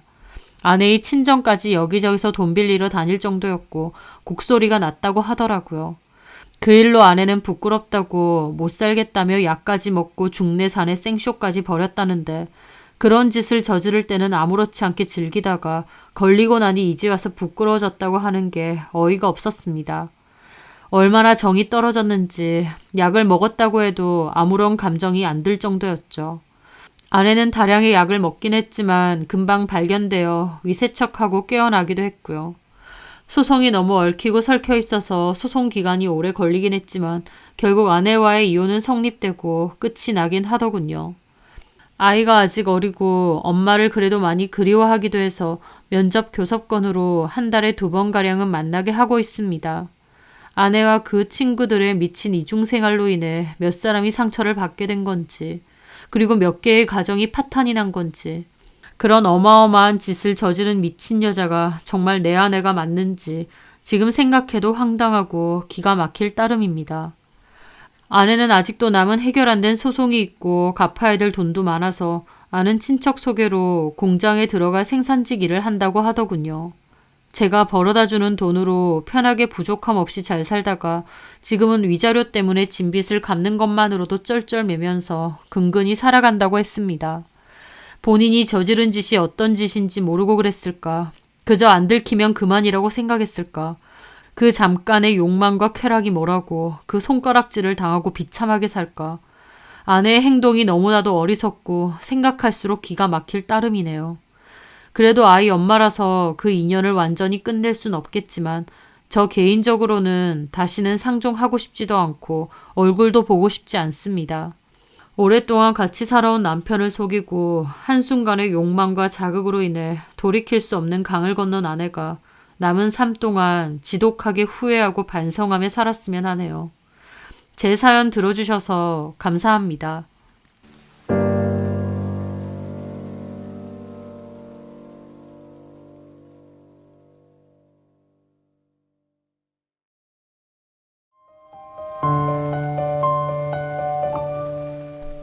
안녕하세요. 저는 제 가게를 운영하고 있는 15년차 헤어 디자이너입니다. 결혼한 지는 1년 정도 되었고 제 가게를 연 지는 5년 정도 되었네요. 당시 저희 가게에 단골 손님으로 오던 남편이 저에게 고백을 했고 그 계기로 1년 정도 연애를 하다가 결혼을 하게 되었습니다. 저는 신도시 중심 상가 쪽에서 미용실을 운영하는데 다행히 자리를 잘 잡은 편이에요. 규모가 그렇게 크지는 않아도 손님들도 꾸준히 있는 편이고 그중 단골 손님이 많습니다. 저는 저 말고 디자이너 1명과 스텝 1명을 직원으로 두고 일을 하고 있어요. 결혼할 때 어머님은 제가 미용실을 운영한다고 하니까 돈 잘 벌겠다고 그러셨어요. 제가 원장으로 있다 보니 수입이 괜찮을 거라 생각하셨던 것 같아요. 그 후 결혼하고 나서도 돈을 얼마 버느냐, 요즘 매출은 얼마나 나오느냐 등등 가게 운영과 수입에 관해 많이 물어보시기도 했고요. 그러다 하루는 우리 아들 돈 잘 버는 와이프 둬서 편하겠네 하시는 겁니다. 그 말에 남편이 그랬죠. 각자 돈 각자가 관리하는데 좋고 말고가 어딨어. 이 사람이 돈 잘 번다고 그게 내 돈도 아니고. 라고 했습니다. 사실 남편과 저는 결혼하고 나서도 각자의 수입은 각자가 관리하기로 했어요. 이건 제가 제안한 게 아니라 남편이 결혼 전부터 먼저 제안한 거예요. 저희는 합의하에 아이도 안 갖기로 한 딩크 부부였는데요. 남편은 결혼 전부터 자기 월급은 자기가 알아서 쓰고 관리하고 싶다고 아무리 결혼했고 제가 와이프라고 해도 자기 돈에 왈가왈부하는 건 싫다고 딱 잘라 말하더라고요. 처음엔 그 말이 서운했죠. 연애만 하는 것도 아니고 결혼해서 부부가 되고 가족이 되는 건데 네 돈, 내 돈 나누자는 뜻이니까요. 하지만 남편은 자기가 힘들어서 번 돈인데 남들처럼 아내한테 맡기고 용돈을 받아 쓴다거나 이런 건 자존심 상해서 싫답니다. 자기가 많이 벌든 적게 벌든 알아서 관리하고 쓰고 싶다면서요. 반대로 제가 일해서 번 돈도 저를 위해서 알아서 썼으면 한대요. 자기랑은 상관없다고요. 남편의 뜻이 강경했기에 저도 처음엔 섭섭했지만 금방 생각을 바꿨습니다. 사실 어떻게 보면 수입은 제가 남편보다 훨씬 많았어요. 남편은 월급을 받는 회사원이고 저는 매출이 나쁘지 않은 자영업을 운영하고 있으니까요. 그럼에도 남편이 자기 돈에 대해서는 터치하지 말고 각자 관리하자고 한 거였고요. 사실 수입으로 치면 아쉬울 게 없었던 저는 알겠다고 했고 그렇게 생활해 왔습니다. 그런데 막상 남편이 어머님께 돈은 각자 관리하기로 했다고 말씀드리니까 어머님 안색이 엄청 안 좋으시더라고요. 뭐? 아니 결혼했는데 왜 돈을 따로 관리해? 그러는 법이 어딨어? 네가 그러자고 했니? 하면서 저를 냉랭하게 쳐다보시는 겁니다. 저는 어색하게 웃으며 손사래를 쳤죠. 아니요, 어머님. 이 사람이 먼저 제안했어요. 결혼 전부터요. 오히려 저는 결혼했으면 공동으로 관리를 했으면 했는데 이 사람은 무조건 각자 관리하자고 하던데요. 서로 버는 거에 터치하지 말자고. 이 사람 뜻이 그래서 저도 따랐고요. 라고 말씀드렸잖아요. 어머님은 어이없다는 표정으로 남편을 보시더라고요. 왜 그렇게 해? 뭘 왜 그렇게 해? 그냥 그러기로 한 거지. 우리 부부 일이야. 알아서 할게요. 엄마는 신경 쓰지 마세요. 라고 했습니다. 사실 남편 말 맞다나 저희 부부의 일이기도 한데 각자 돈은 각자가 관리하기로 했다는 사실에 어머님은 영 표정이 안 좋으시더라고요. 나중에야 깨달은 일이지만 어머님 입장에선 제가 가게를 하고 돈도 나쁘지 않게 번다고 생각하니 아들 입장에서도 좋을 거라 생각하셨던 것 같아요. 근데 사실은 네 돈, 내 돈 하고 있고 제가 돈을 잘 벌든 말든 당신 아들하고는 전혀 상관이 없다는 걸 알게 되시니까 기분이 상하셨던 거죠. 어쨌든 그런 일이 있었는데요. 그 후 몇 주가 지났을 때 저는 황당한 일을 겪게 되었습니다.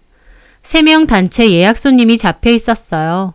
단체로 예약을 하는 경우가 흔치는 않았는데 저희 스텝 직원이 전화로 예약을 받았다고 하더라고요. 나이대가 좀 있으신 분들이라고 하면서요. 그렇게 당일 예약 시간이 되었고 예약 손님들이 가게로 들어오셨는데 저는 깜짝 놀랄 수밖에 없었습니다. 왜냐면 예약 손님 3분 중 한 분이 저희 어머님이셨거든요. 어머님! 여기야, 우리 며느리가 하는 가게. 가게는 그렇게 안 크네. 그래도 위치는 좋다. 번화가라서 손님 많겠다. 하시더라고요. 어머님도 그렇고 친구분들까지 어떻게 오셨을까 하며 일단 얼떨떨하게 인사를 드렸어요. 안녕하세요. 아, 그래. 반가워요. 예약하셨다는 분이 어머님이셨어요? 그래. 이 친구 이름으로 예약했어. 저는 어머님이 그냥 저한테 예약한다고 하시지 굳이 왜 친구 이름으로 예약하셨을까 궁금하더라고요. 어쨌든 머리를 하겠다고 오신 거다 보니 3분 다 자리에 안내를 드렸습니다. 한 분은 새치염색, 어머님과 다른 한 분은 커트와 파마 하신다고 했어요. 약은 비싸도 되니까 고급 약으로 써달라고 당부하시고요. 그렇게 머리를 하는데 어머님도 그렇고 어머님 친구분들도 그렇고 상당히 까다로운 분들이시더라고요. 요구사항도 많으시고요. 어머님 머리도 처음 해드린 건데 어머님 역시 상당히 요구사항이 많으신 편이었습니다. 그래도 저는 최대한 어머님과 친구분들의 요구사항을 수용해 열심히 머리를 해드렸죠. 물론 속으로는 좀 의아하기도 했어요. 그 전에 제가 어머님께 머리하러 한번 가게에 오셔라 한 적이 있습니다. 그런데 어머님 말 동네에 10년 넘게 가는 단골 미용실이 있다고 거기가 어머님 스타일을 딱 알아서 해주는 곳이라고 하셨어요. 어머님은 거기만 간다고 하시면서요. 근데 갑자기 무슨 바람이 불어 30분 거리인 제 가게까지 친구분들이랑 오셨을까 싶더라고요. 한편으론 친구분들께 며느리 보여주고 싶으셨나 보다라고 좋게 생각을 했습니다. 그렇게 미용 시술이 끝났는데 다행히 어머님도 어머님 친구분들도 결과물에 흡족해 하셨어요. 우리 며느리 머리 잘하지? 그렇네. 마음에 쏙 든다. 멀리까지 온 보람이 있네. 그러셨어요. 마음에 들어 하셔서 다행이다 생각하는데 어머님이 가방을 달라고 하시더니 그럼 수고해라. 우린 가보마. 라고 하시는 거예요. 그 순간 저도 좀 당황했죠. 계산도 안 하고 그냥 가시려고 하니까요. 어머님 계산은요 하려다가 직원들 보는 눈도 있고 또 어머님 친구분들도 있다 보니 잡을 수도 없는 노릇이었습니다. 그래서 어색하게 예, 조심히 가세요 하고 인사를 드렸어요. 어머님이 오신 거라 비싼 영양도 많이 넣어드리고 약도 제일 비싼 라인으로 써드리고 특별히 신경을 많이 썼습니다. 어머님이랑 친구분들 다 해서 30만 원 조금 넘게 나왔어요. 물론 저도 어머님과 친구분들이시다 보니 다 안 받고 반 정도만 받을 생각이었거든요. 근데 아예 계산할 생각도 없으신 채로 가실 줄은 몰랐죠. 어머님 혼자면 당연히 그냥도 해드리겠지만 친구분들까지 다 돈을 안 받고 이렇게 보내드리는 게 맞나 싶더라고요. 그래서 고민하다가 그날 저녁 어머님께 전화를 드렸어요. 어머님 저예요. 집에 잘 들어가셨어요? 그래, 덕분에 머리 잘했다. 친구들도 다 마음에 들어해. 다행이네요. 근데 어머님 미리 저한테 말씀을 주고 오셨으면 좋았을 텐데. 뭐 굳이 말까지 하고 가니 내 친구가 예약했으면 됐지. 네, 저기 근데요 어머님 계산은 아까 안 하고 가셨는데. 그런데 제 말에 어머님은 불에 데이기라도 한 양 팔짝 뛰시더라고요. 뭔 계산? 아까 머리 한 거 말하는 거니? 네. 아휴 얘 너도 참 그렇다. 시어머니가 미용실 하는 며느리 가게 가서 머리 좀 하기로써니 그 돈을 받으려고 했단 말이야? 어머님이 혼자 오셨으면 당연히 그냥 해드리죠. 근데 친구분들까지 예, 미용실 하는 며느리 뒀다 뭐하니? 나도 친구들 앞에서 면 좀 세우려고 데리고 갔다. 아, 그러셨어요? 너도 참 각박하다. 그거 돈 받을 생각을 했어? 참 서운하네. 저는 그렇게 돈도 못 받고 오히려 욕까지 먹고 전화를 끊었습니다. 어머님은 애초에 계산을 안 할 생각으로 오신 거구나 싶었습니다. 기분이 좀 그렇긴 하지만 어머님이 친구분들에게 면 세우려고 하셨다니까 그냥 그런가 보다 하고 넘어갔어요. 그런데 그 일이 있고 한 달 정도 지났을 무렵이었습니다. 예약 잡힌 목록을 보는데 또 단체 손님이 잡힌 거예요. 당연히 예약자는 어머님 이름은 아니었는데 설마 또 어머님은 아니시겠지 생각을 했어요. 머리 하신 지 그렇게 오래되지도 않았고 그때 제가 어렴풋이 불편한 기색은 말씀드렸는데 설마 또 이렇게 오실까 싶었거든요. 그런데 다음날 역시나 가게에 오신 예약자분들은 어머님과 친구분들이셨어요. 저번에 오신 분들에서 한 분 더 추가됐더라고요. 내 친구들이 머리 마음에 든대. 오늘은 염색도 좀 해야 되고 쟤는 머리가 너무 상해서 클리닉인가 뭔가 그것 좀 하고 싶다는데. 그러시더군요. 저는 설마 네 분이서 또 계산을 안 하실 건가 생각하며 일단 머리를 다 해드렸습니다. 이번에는 45만 원 정도 나왔습니다. 저는 어머님께 이번엔 말씀을 드렸어요. 어머님, 오늘 시술하신 비용은 각자 계산하시는 걸까요? 그러자 어머님은 저를 눈에 띄게 노려보시며 작게 그러시는 겁니다. 예, 너 눈치 좀 챙겨. 내가 전에 얘기했잖아. 일부러 친구들 데리고 여기까지 왔는데 무슨 계산이야? 저는 당황스럽더라고요. 네? 그럼 계산은... 우린 그런 가보마. 머리 하느라 수고했다.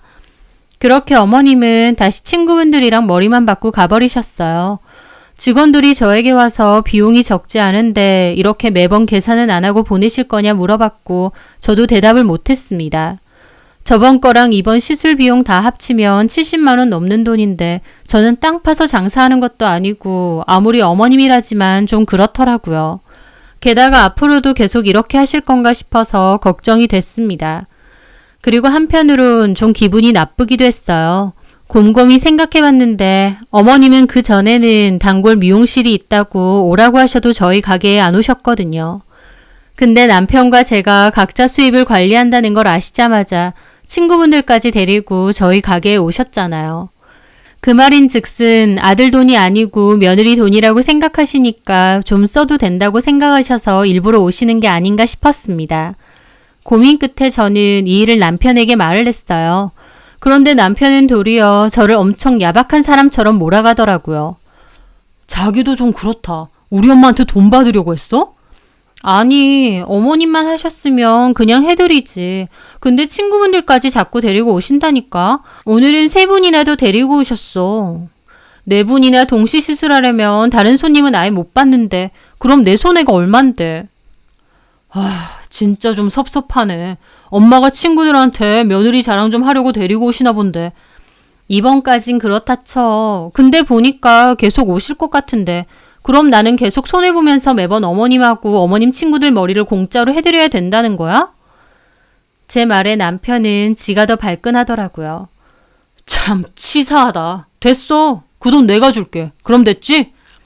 남편은 제 계좌로 저번 달과 이번 달 시술비를 보내주더라고요. 달라는 말은 아니었는데 남편이 도리어 저를 너무 치사스럽게 몰고 가니까 저도 오기가 생겨서 싹 다 받아냈습니다. 그럼 앞으로 또 어머님 오시면 당신한테 말하면 되지? 그렇게 하든가. 아휴. 애초에 네 돈, 내 돈 철저하게 나누자고 해놓고 자기 엄마한테 하는 건 서비스로 해달라는 심보인가 싶어서 좀 어이없더라고요. 하여튼 그렇게 남편에게 정산을 받았습니다. 그렇게 한 달 반 정도가 흘렀고 어머님은 여지없이 또 오셨어요. 또 다른 친구분 이름으로 예약하셨길래 어머님께 웃으면서 말씀드렸습니다. 어머님, 앞으로 그냥 저한테 말씀하세요. 그리고 편하게 오시면 돼요. 그랬죠.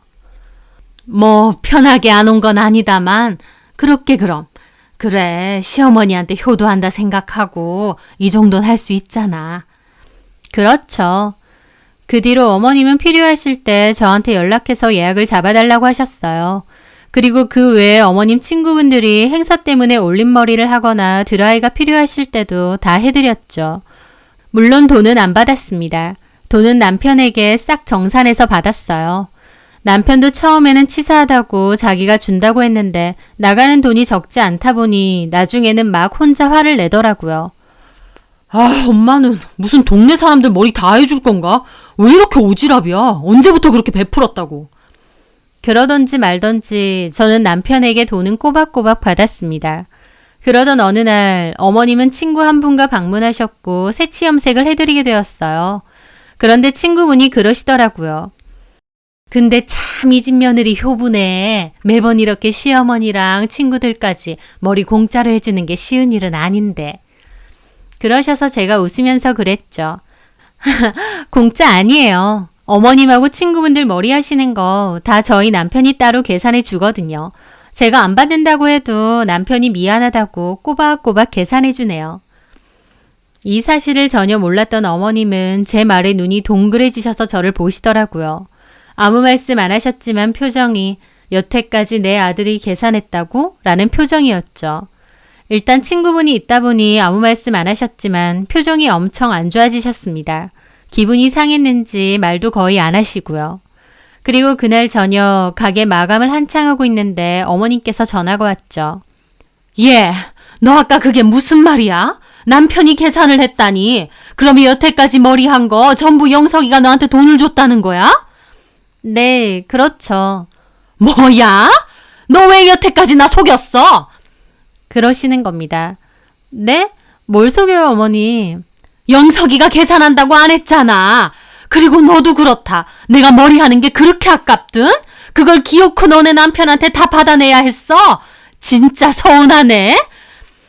어머님은 막 흥분하셔서 따지더니 서운하다고 울기까지 하셨습니다. 그 통화를 듣는데 저도 너무 어이가 없고 울컥하더라고요. 그래서 따졌죠. 어머님, 저야말로 너무 서운하네요. 아무리 며느리 가게라고 해도 어머님은 둘째치고 친구분들까지 계속 공짜로 해드릴 순 없는 거 아닌가요? 그리고 아들이 결제한 게 뭐가 어때서요? 며느리가 공짜로 해드리는 건 당연한 거고 아들이 자기 엄마랑 친구분들 머리 해드리는 건 그렇게 아깝고 서운해서 눈물까지 나실 일인가요? 설마 며느리도 아들 돈 따로 생각해서 그러신 거예요? 제가 따박따박 따지니까 어머님도 더 이상 말 못하시더라고요. 할 말이 없으시겠죠. 제가 공짜로 머리 해드리는 거 당연하다고 생각하셨으면서 자기 아들 돈 썼다고 생각하니 아까워서 이렇게 파르르 떠실 줄은 몰랐습니다. 그 길로 어머님은 저한테 더 할 말 없다고 전화 끊으셨고 남편한테 전화해서 얘기하셨나 봐요. 왜 그 돈을 주고 있냐고요. 남편도 어머님한테 따지더라고요. 엄마야말로 왜 친구들까지 다 데리고 가서 공짜 머리를 그렇게까지 받느냐며 도대체 언제까지 그럴 생각이었냐고 따졌죠. 어머님과 남편까지도 싸움이 난 겁니다. 어머님은 남편더러 와이프 말만 듣는 팔푼이라고 하신 것 같고 남편도 그 말에 발끈해서 엄마야말로 이상하게 씨짜짓 하지 말라고 쪽팔린다고 따졌습니다. 어머님은 저한테 다시 연락해 서운하다고 하셨고 제가 더 서운하다고 말씀드리고 그 후로 연락 잘 안 하고 있습니다. 저희 가게에 오시는 건 어떻게 됐느냐고요? 그 후로 아예 오지 않으세요. 어머님이 친구들에게 며느리 돈으로 생색 좀 내시려고 한 것 같은데 사실 그 돈이 아들 주머니에서 나왔다 생각하니 딱 저희 가게 발길을 끊으신 거죠. 어머님의 행동이 너무 속보여서 어이가 없더라고요. 저도 감정이 상할 대로 상해 연락도 잘 안 드리고 잘 안 보고 있어요. 더는 안 찾아오시니까 차라리 제 속은 더 편한 것도 있습니다. 어쨌든 남편 돈으로 다 정산을 했기 때문에 제 손에는 없었고요. 남편도 처음에는 발끈해서 저한테 따졌지만 어머님이 일부러 그랬다는 걸 알고 나서는 어머님한테도 실망이 큰 것 같더라고요. 결국 어머님이 다 자초하신 거죠 뭐. 아들 돈은 아깝고 며느리 돈은 펑펑 써도 된다고 생각하셨던 어머님. 아들과 며느리가 각자 돈을 관리한다고 하니 바로 제 가게에 찾아와 공짜머리 요구한 어머님. 이러나 저러나 제가 당신 아들과 사는 아내이고 가족인 건 마찬가지인데 왜 그렇게까지 하신 건지 이해가 안 되네요. 어머님의 속은 죽었다 깨나도 모를 것 같습니다. 제 사연 들어주셔서 감사합니다.